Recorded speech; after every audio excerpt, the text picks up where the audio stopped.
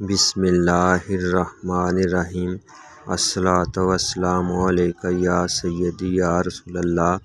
وعلی آلک و اصحابک یا رحمت للعالمین۔ لاکھوں کروڑوں بے حد درود و سلام آپ صلی اللہ علیہ وآلہ وسلم کی ذات اقدس پر، اور آپ صلی اللہ علیہ وآلہ وسلم کے ازواج اور آپ صلی اللہ علیہ وآلہ وسلم کی آل پر۔ میرے عزیزو، درود پاک روح کو پاکیزہ کرنے کا عمل ہے۔ درود پاک گناہوں کو مٹا کر انسان کے نفس کو شرارتوں سے پاک کر کے اس کی روح کو پاکیزہ اور نیک بنا دیتا ہے۔ پھر وہ جیسے جیسے درود پاک پڑھتا جاتا ہے اس کی روح میں نخار آتا جاتا ہے اور اس کی روحانیت کا سفر شروع ہو جاتا ہے۔ میرے عزیزو، آج میں اس ویڈیو میں آپ کو بتاؤں گا کہ نبی کریم صلی اللہ علیہ وآلہ وسلم پر درود پاک پڑھنا ہماری دعاؤں کی مقبولیت کا ذریعہ، روح کی پاکیزگی اور اللہ تعالیٰ کے فیض کے ملنے کا ذریعہ ہے۔ حضرت ابو ہریرہ رضی اللہ تعالیٰ عنہ روایت کرتے ہیں کہ نبی اکرم صلی اللہ علیہ وآلہ وسلم نے ایک مرتبہ ارشاد فرمایا کہ جو بندہ مجھ پر ایک مرتبہ درود پاک پڑھتا ہے، اللہ تعالیٰ اس کی طرف 10 رحمتیں نازل کرتا ہے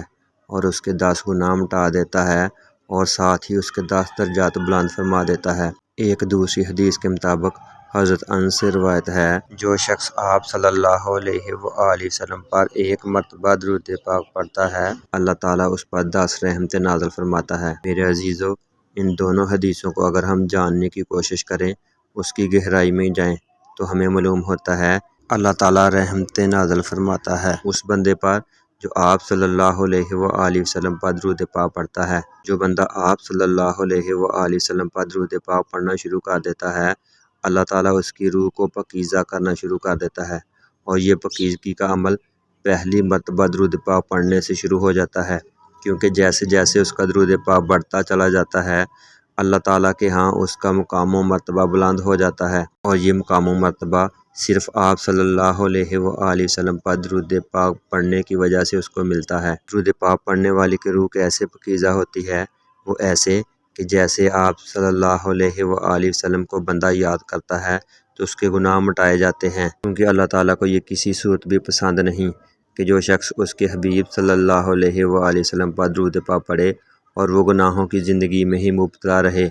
اللہ تعالیٰ اس کو گناہوں کی زندگی سے نکال کر اپنی طرف لے آتا ہے اور نبی کریم صلی اللہ علیہ وآلہ وسلم کے عشق میں مبتلا کر دیتا ہے،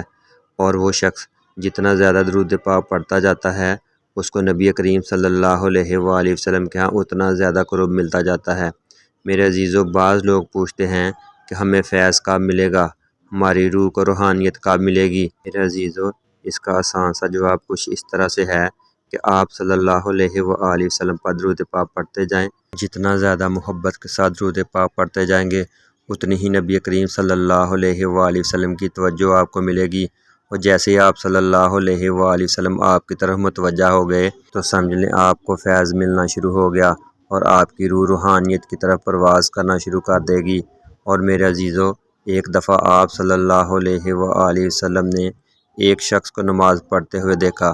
اس نے جلدی جلدی نماز پڑھی اور نماز پڑھ کے اللہ تعالیٰ سے دعا مانگنا شروع کر دی۔ آپ صلی اللہ علیہ وآلہ وسلم نے اس شخص کو کہا کہ بہتر یہی تھا کہ تم آرام اور سکون سے اللہ تعالیٰ کی عبادت کرتے اور اس کے بعد میرے اوپر درود پاک پڑھتے تو اللہ تعالیٰ تمہاری دعا کو قبول کرتا۔ اسی طرح ایک اور شخص نے اللہ تعالیٰ کی بارگاہ میں نماز پڑھی اور آرام اور سکون سے اس کو یاد کیا، اور پھر آپ صلی اللہ علیہ وآلہ وسلم کی بارگاہ میں درود و سلام کا تحفہ پیش کیا۔ آپ صلی اللہ علیہ وآلہ وسلم نے اس شخص کو کہا،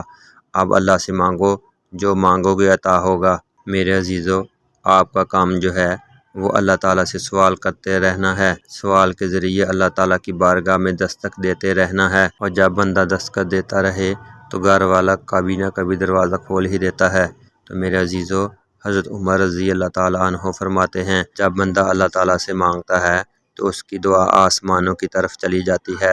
اور آسمان پر جا کر اٹک جاتی ہے، اور یہ دعا تب تک وہاں پر لٹکی رہتی ہے جب تک وہ بندہ آپ صلی اللہ علیہ وآلہ وسلم کی بارگاہ میں درود پاک نہ پڑھے۔